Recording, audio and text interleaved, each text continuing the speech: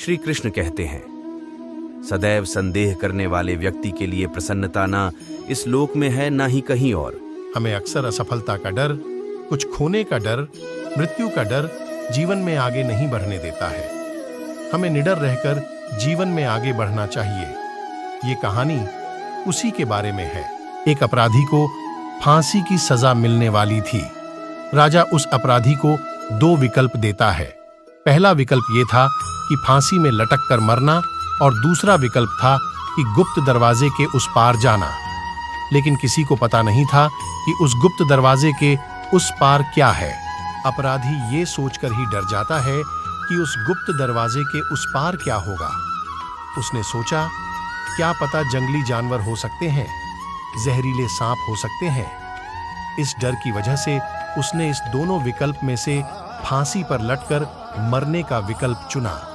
उस अपराधी को सजा के लिए ले जाते हैं। जैसे ही उसे फांसी होने वाली थी, उसके मन में प्रश्न उठा कि उस गुप्त दरवाजे के पीछे क्या है।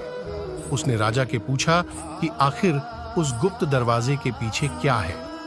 राजा मुस्कुराया और बोला, मेरे दोस्त, उस गुप्त दरवाजे के पीछे तुम्हारी आजादी थी।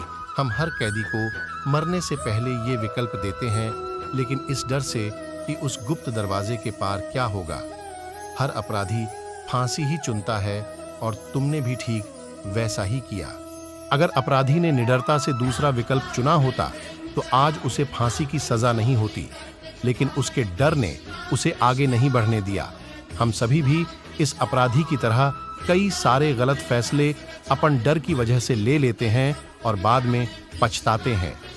बाद में पछताने के कुछ नहीं होता है। इसलिए हमें किसी भी समस्या का समाधान डर कर नहीं, लेकिन निडरता के साथ करना चाहिए।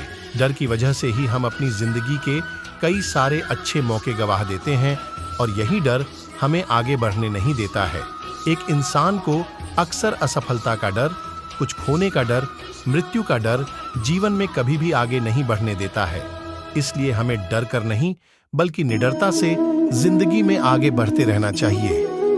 हमें कठिन से कठिन समस्या का भी डर कर नहीं, डटकर सामना करना चाहिए। वीडियो को देखने के लिए धन्यवाद।